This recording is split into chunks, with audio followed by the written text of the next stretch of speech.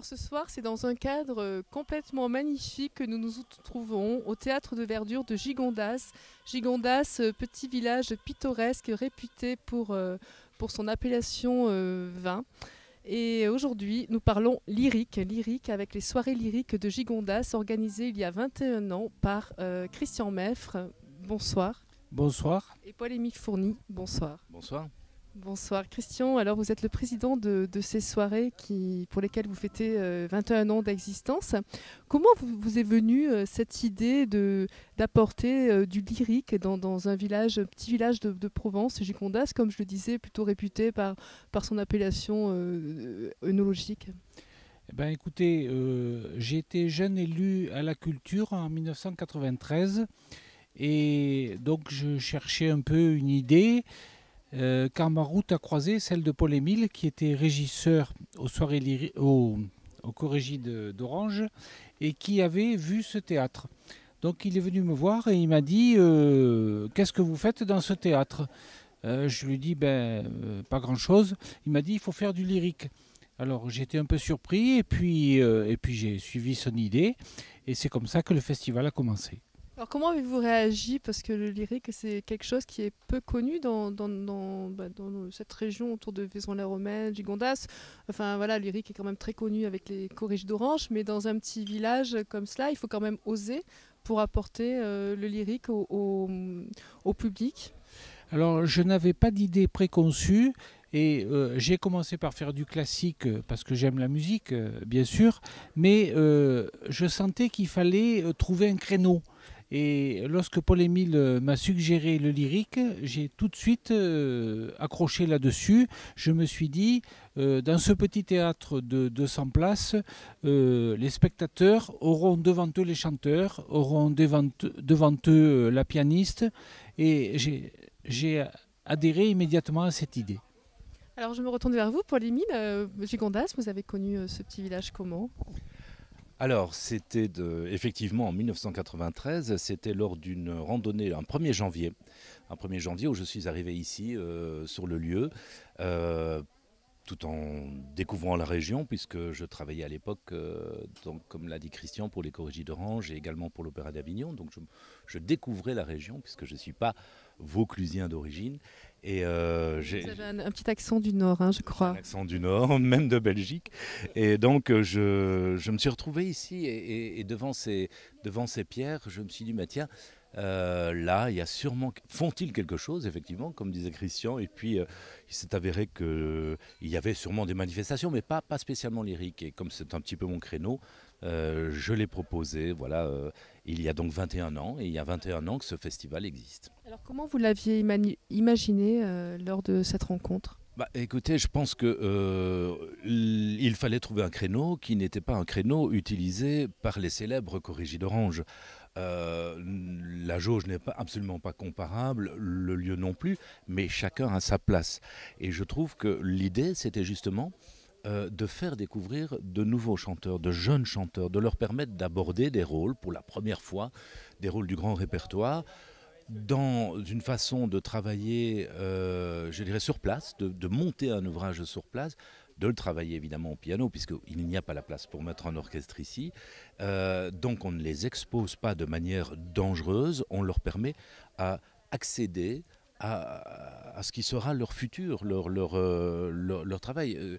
Dans le cas de ce soir, par exemple, nous avons Barbara Zamek, qui est une jeune soprano extrêmement prometteuse, qui s'attaque pour la première fois au rôle de Traviata. Et quoi de mieux que ce petit écrin que pour pouvoir le faire?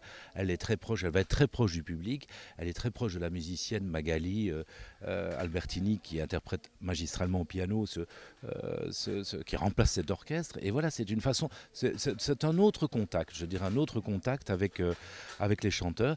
Et à côté de ça, l'idée, c'était toujours d'apporter aussi la contribution d'un chanteur plus connu.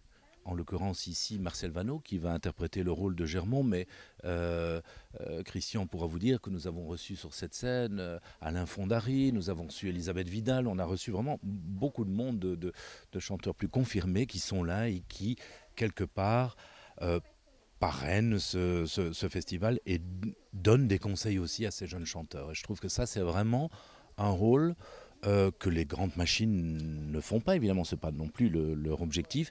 Ici, c'est justement l'objectif, c'est ça. Et à côté de ça, d'offrir un spectacle extrêmement professionnel. Ça, je crois que c'est très important aussi.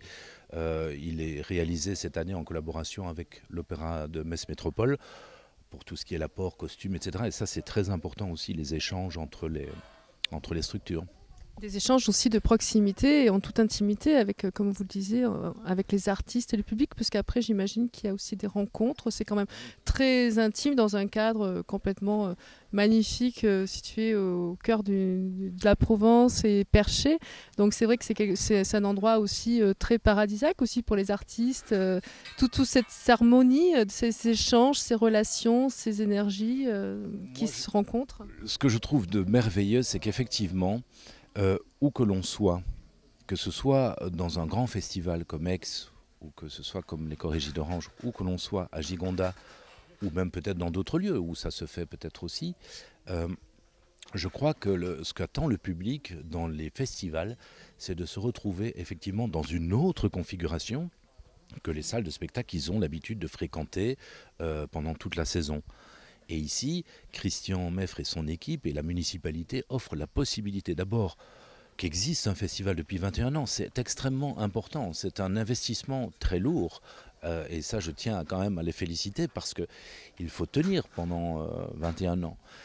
Et d'offrir justement à ce public qui va venir l'opportunité, je l'ai dit tout à l'heure, de la découverte de jeunes chanteurs, mais aussi ces rencontres qui sont extrêmement riches parce que on est en dehors du temps, on est là, on entend les cigales derrière, les vignes derrière, on est un peu en dehors du temps, on n'est pas dans une salle de spectacle qui ouvre une demi-heure avant et puis qui ferme une demi-heure après, voilà, c'est un autre rapport effectivement, et ça je pense que c'est très très important de conserver ça. Christian, 21 ans de soirée lyrique, comment avez-vous su convaincre le reste de votre équipe pour la continuité et la prospérité de ces soirées qui au fur et à mesure du temps, accueillent des artistes, comme le disait Paul-Émile, connus ou moins connus, ou même très connus? Eh bien, d'abord par notre ancien maire, Roland Godin, à qui je rends hommage, qui s'est retiré cette année. Et le nouveau maire suit exactement la même voie, donc continue à me faire confiance. Et je leur ai expliqué que Gigondas devait essayer d'avoir, en plus de son vin, de son image, une offre culturelle, gastronomique, touristique. Et donc mes collègues du conseil municipal m'ont suivi sur ce terrain. Et pour ce qui me concerne, moi je m'occupe de l'offre culturelle et j'essaie d'apporter ce que je peux avec les soirées lyriques notamment. Et la passion, elle est là? La passion, elle est là, et la passion, je l'ai découverte pas très jeune grâce à Paul-Émile. Et j'adore les belles voix, et bon, je trouve qu'il y a dans la voix une émotion qu'il est difficile de trouver dans un instrument, aussi bien joué soit-il. Voilà. Paul-Émile, donc c'est ce côté aussi pédagogique en vous que vous avez pour faire découvrir cette culture qui n'est pas forcément connue de tous, et en plus c'est à double tranchant, j'ai envie de dire, parce que faire découvrir au public le lyrique dans ce village qui n'est pas forcément connu, mais aussi donner la scène aux jeunes talents pour leur permettre une carrière internationale. On a vu effectivement des artistes qui sont venus sur cette scène des soirées lyriques et maintenant qui sont... ils ont été propulsés, ce sont des étoiles montantes. On a eu l'année dernière Julie Fuchs, par exemple, qui maintenant est une véritable étoile montante. Comment le ressentez-vous, Paul, Émile? Moi, ça fait plus de 25 ans que je fais ce métier. J'ai eu l'occasion de diriger différentes maisons. J'ai été patron de l'Opéra de Nice de 2001 à 2009. Je suis directeur artistique à l'Opéra Théâtre de Metz Métropole pour l'instant. Jusqu'en 2017, et ça a toujours été un combat. Christian le sait, c'est quelque chose que j'ai toujours défendu, c'est la découverte, le renouveau. Je crois que c'est notre rôle en tant que directeur ou metteur en scène lyrique de faire découvrir de jeunes artistes. Je dis jeunes ou moins jeunes, ce n'est pas toujours une question d'âge, c'est une question simplement de savoir s'ils ont la maturité de pouvoir commencer à interpréter ces rôles. Et c'est vraiment une mission extrêmement importante. Bien sûr, nous sommes dans un pays où l'art lyrique a son importance. La France est reconnue en tant que telle, autant que l'Italie, pour finir, ou l'Allemagne.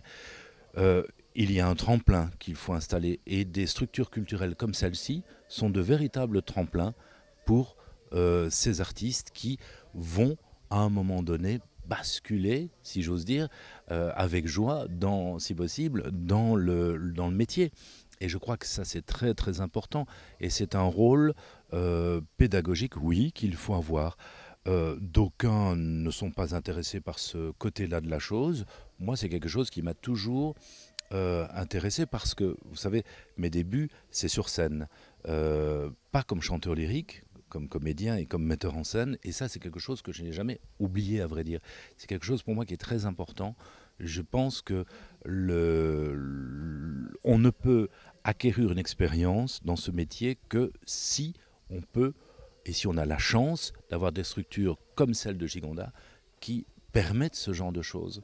Il y en a plusieurs, je crois, mais à Gigondas, encore une fois, 21 ans d'existence, c'est extrêmement impressionnant même. Impressionnant. Et je crois que ça, je me revois encore dans mes premières promenades ici. Bon, j'ai changé depuis, mais bon, voilà, c'est étonnant. Je me dis, c'est vraiment merveilleux. Mais le cadre, non, on n'a pas changé.